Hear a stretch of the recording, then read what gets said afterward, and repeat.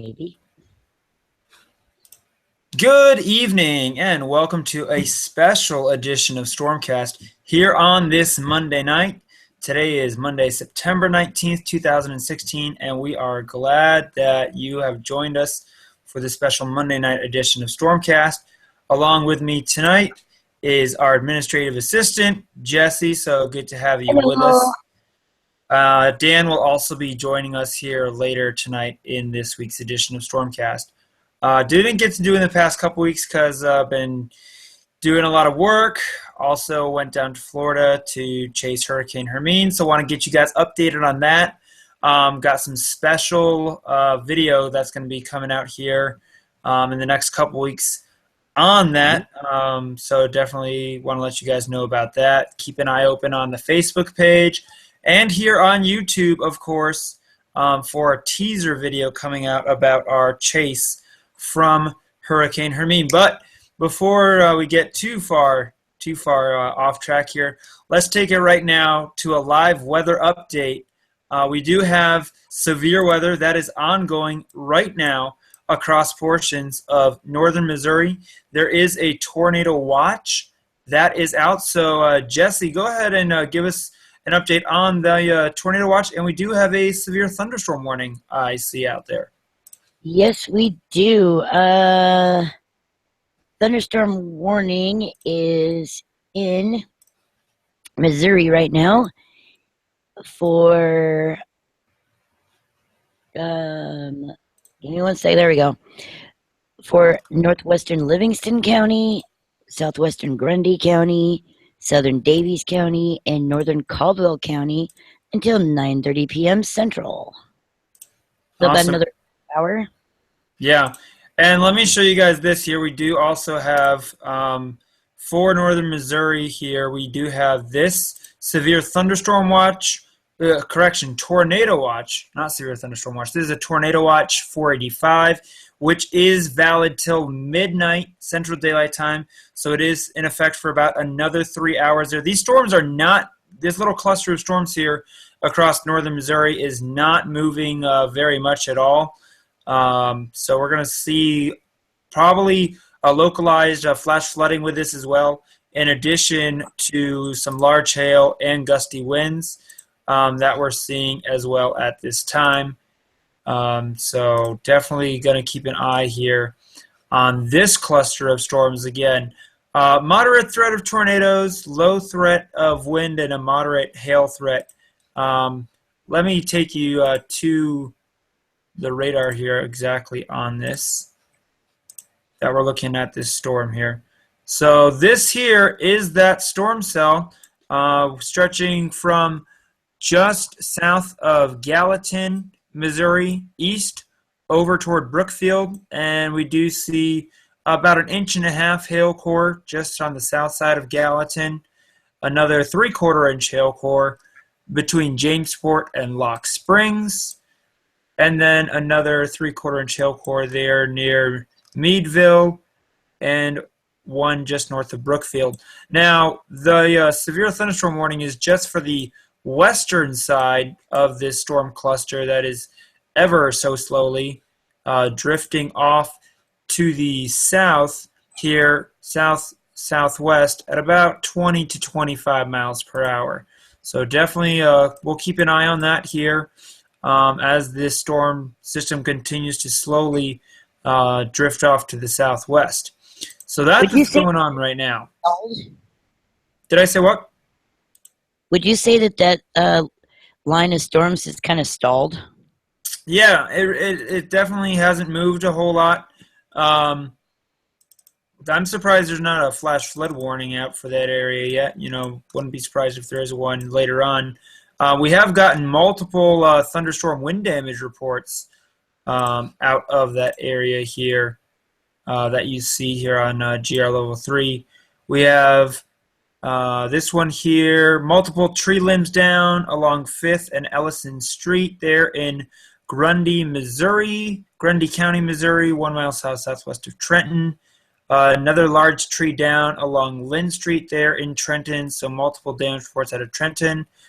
Another porch blown off a house Ooh. Here 2 miles east of Humphreys in Sullivan County, Missouri. That was reported by an emergency manager. So that's some pretty strong winds that have been coming through here.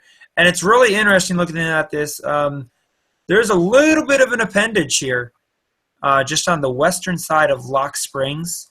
So, I mean, there is a tornado watch out, so we know tornado conditions are possible within the watch area. So definitely going to have to keep a close eye on this storm. We do have a meso marker there that popped up over here, only about 40 knots right now. So definitely we'll keep an eye on this, and we'll let you guys keep updated on this if anything changes. But we also will have a couple other things that we want to talk about.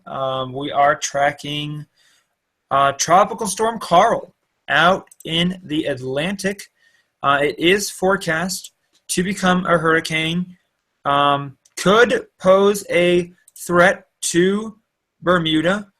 Is forecast to become a hurricane. So by this weekend, if you're traveling out to Bermuda Friday or Saturday, just know that there could be a hurricane in your area. I mean, it could be a Category 2 hurricane is what it's looking like. What the models are showing, maybe 100-mile-per-hour winds or so with this storm. So Bermuda could definitely have some pretty significant impacts. If I wasn't working, it would be awesome to be able to fly out there and get to intercept Carl in Bermuda. And in other news, we also do have a brand new tropical depression that was just named earlier this afternoon as of 5 p.m. This is out in just off to the southwest of the Cape Verde Islands. So let me show you this here. So there is Tropical Depression 13 right there. And that, again, not expected to really pose a threat to any land. Good to have you with us there, Dan. Welcome to this week's special Monday night edition of StormCast. Talking tropics right now. Got 2 tropical systems out there. Carl, which could have some pretty significant impacts for Bermuda. And then new TD 13 off to the southwest of the Cape Verde Islands. So it'll be interesting. It is forecast to become a tropical storm here probably as maybe by later tonight or tomorrow morning. Definitely by tomorrow afternoon, it looks like. So definitely something to keep an eye on. So how was the weather up there in Wisconsin today, Dan? I saw there was some severe weather watches up there for portions of southern Wisconsin today. So tell us about that. Well, by the time that it got over by me, excuse me, by the time that it got over by me, we didn't get to see a whole lot. It kind of fell apart right before it got into my county. Now, west and northwest of me towards Madison, there was reports of up to 2-inch hail. I didn't get any of that. In fact, I would wager to guess that we would be lucky if we had maybe 50-mile-an-hour winds with that storm. But it was relatively mild. It was a little disappointing. It kind of fell apart right as it got close, I would say 15 to 20 miles away. It just kind of collapsed. Wow. It was quite the interesting day today because there was that tornado watch that the Storm Prediction Center had put out for a lot of Iowa. And there was just one lonesome storm cell when they had put it out just off to the northeast Des Moines. And nothing else after that ever materialized, and they ended up canceling the tornado watch and then issuing another one down in northern Missouri, which is still in effect with where that SVR is at. So the severe weather today was kind of a disappointment almost, like it was supposed to be a decent severe weather day, and I had a couple severe weather warnings earlier this afternoon up in Wisconsin, and then one or two in Iowa, and then now we just have this one storm that's kind of been lonesome sitting there out over portions of northern Missouri. And I see you got it pulled up right there. So Oh, Yeah. that's the Well, line this is there in Missouri. Wisconsin. Yeah, this is over closer towards by me. Yeah. Most of these are pretty much all south of Madison and to the east of Madison already. Mm-hmm. They're kind of moving southwest, and if they hold together, I might get a Southeast, little you rumble mean? of thunder, but they don't seem to be all that impressive, certainly below severe levels. So, Yeah. but who doesn't like a good thunderstorm at night, you know? Yeah. Are you in? Remind me, you're in Madison or? Elkhorn. Nope. That's right, Yes. Elkhorn. Yeah, let's see if I can get the thing on it.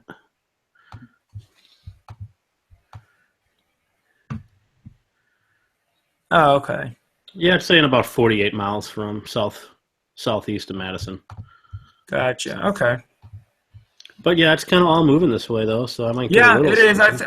I think you'll get some sort of thunderstorm later tonight. So definitely keep an eye on it. Again, not expecting any severe weather, but hey, rain is good, right? I will take it. Yeah. So let's take a look at that storm. Thank you for pulling that up there, Jesse. One other storm. Let's go back to the tropical storm, the hurricane out in the eastern Pacific. That could be making its way up into the desert Southwest later this week. And can we get the forecast cone on that? Yeah, it looks like that's going to cause a lot of hurt. Yeah. I mean, if they named it pain, Yeah. then I'm willing to bet. Sorry, I couldn't help it. Yeah. So I mean, It's a major pain. Yeah. Yeah. So it's going to be going up toward the Baja Peninsula there in Southern California, and then it will probably end up moving inland into Southern California, Arizona. So it could bring some much-needed rain out to that region. But, with any sort of landfalling tropical system, especially in the Southwest, when we have these, we always have to be alert because you can often sometimes, because of the constant rain, it doesn't even have to be very heavy, but just the constant rain, it can cause a lot of flash flooding and mudslides out in the Southwest. So definitely something folks out there need to keep a close eye on as we get later into this week, into the weekend. So that once it gets into the Arizona area, don't they usually call those monsoons at that point? yeah, I mean, there's not necessarily a monsoon. There is a technical classification for something to be classified as a monsoon. It's really a post-tropical cyclone is what it is at that point. So because it all depends on, it has to be in, I could go into all the details of what is a monsoon and what isn't a monsoon. But that is certainly going to bring some rain over there. It was really interesting here in Georgia. It's been really dry here lately, and then yesterday it just rained for a good portion of the day, and then today it was 90 degrees and sunny again. So,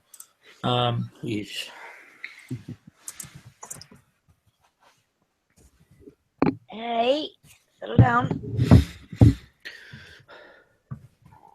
I was pouting on that one. yeah. So another thing, not sure if you've heard about this, Dan, but the Colonial Pipeline leak out there in Alabama, that has definitely had some impacts here in the Southeast for sure. I know Governor Nathan Deal today actually passed a bill saying that like gas stations couldn't price gouge or something like that. I'm like, okay, why don't you do this, before? But right? There are some people done this years ago. that were paying. There were some people that were paying $4 a gallon here in Georgia. So $4 a gallon. Holy. Yep. So as per the Weather Channel, weather.com, here are some things that we need to know about the Colonial Pipeline leak that is right now impacting the Southeast. Story highlights, officials say that environmental impacts appear minimal from a leak that forced the shutdown of a gas line pipeline more than a week ago. Companies and consumers alike will be impacted at the pump, and the repair and cleanup efforts are ongoing following the spill. So, number one thing that we need to know is that the environmental impacts appear minimal. The number two thing we know is that the financial impacts could be widespread. Greg Lasonki, a senior petroleum analyst at GasBuddy.com, told Weather.com in an interview that the situation is not unprecedented from an environmental standpoint, but the financial implications could be felt across a large part of the country. Depending on how long it takes to repair the pipeline, if it goes 2 weeks, you could see other states where retail gas prices are impacted because you will see supplies from markets redirected to the southeast, Lasonki said.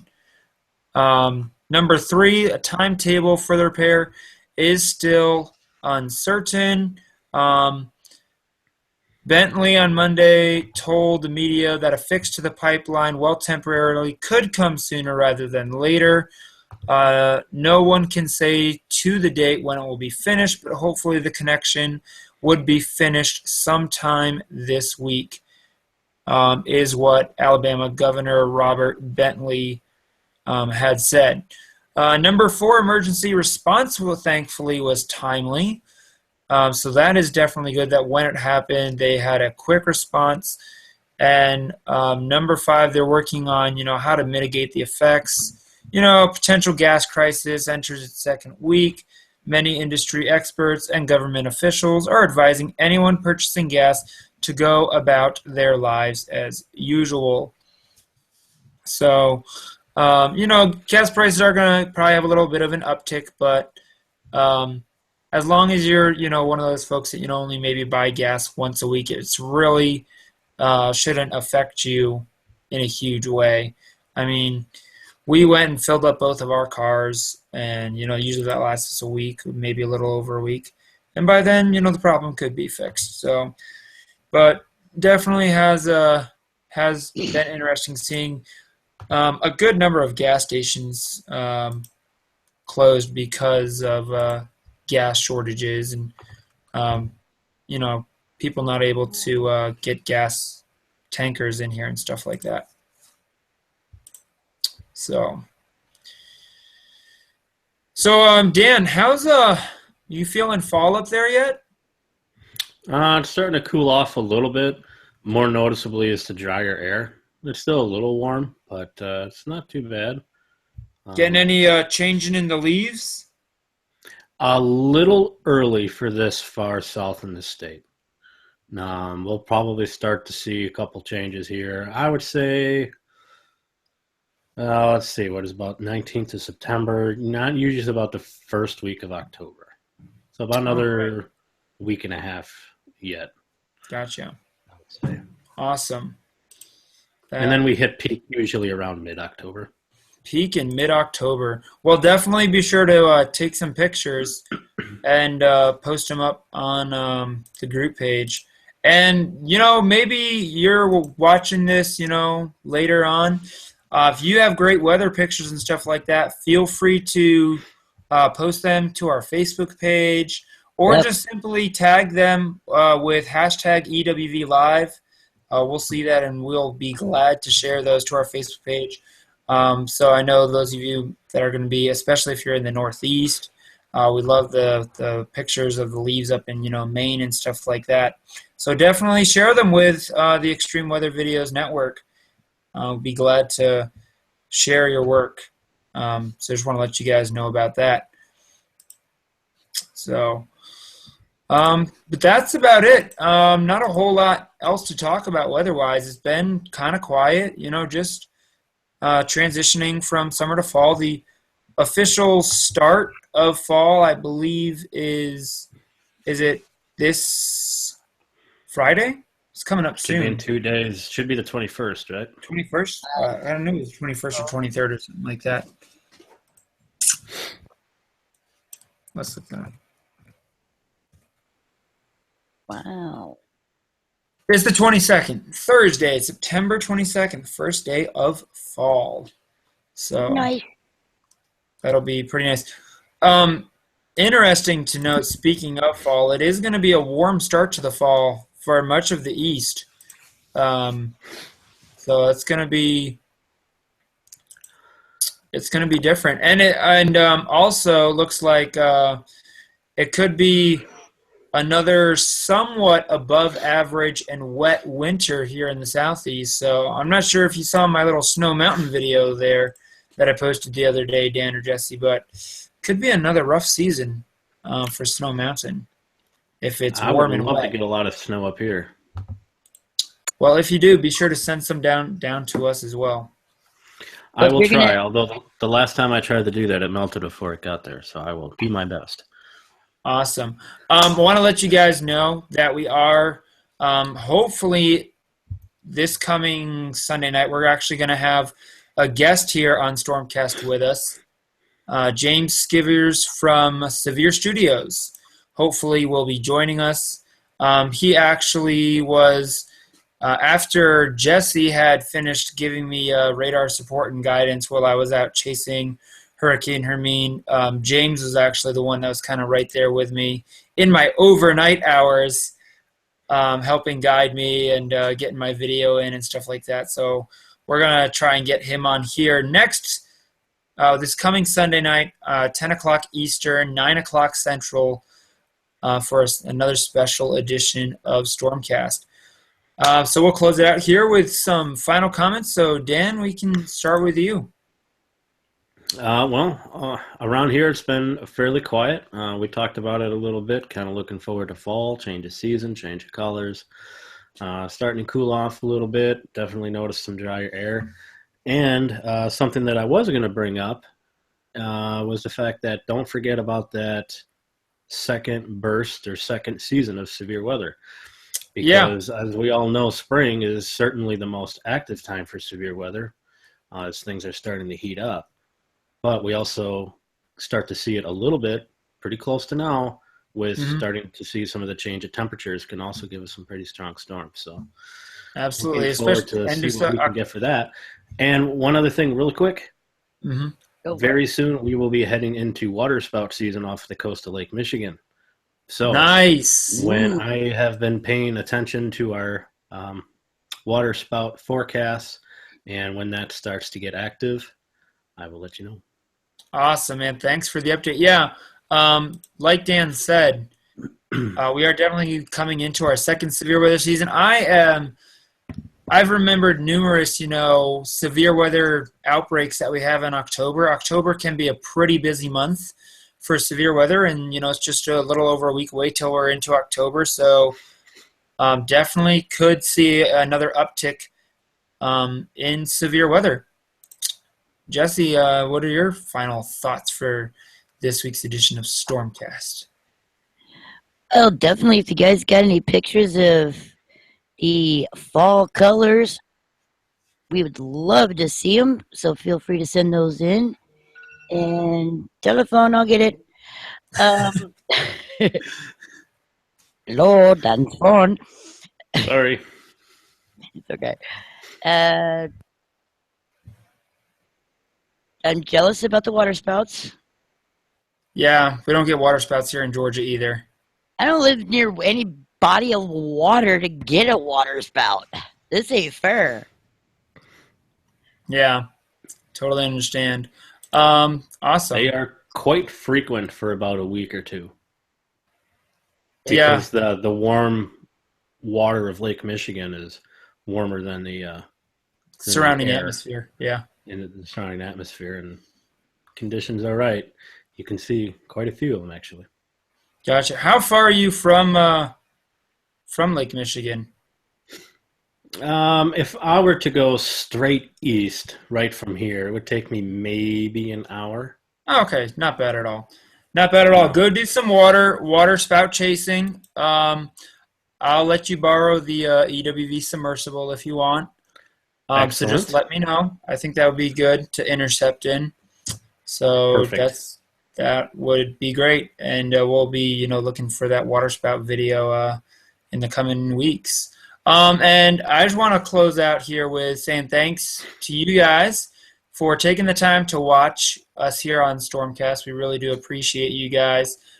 Be sure to subscribe to our YouTube channel. Check out some of our other videos. Again, next week we're going to be having a special guest on, so looking forward to that. Also looking forward to hopefully getting some cooler weather down here in the southeast once fall gets here, getting out of these 90s. That will definitely be exciting. But for the entire Extreme Weather Videos team, I'd like to say that it's been a pleasure having everyone join us here tonight for StormCast, and we hope to see you here next Sunday night for StormCast at 10 Eastern, 9 Central. Have a great night, everyone. Good night.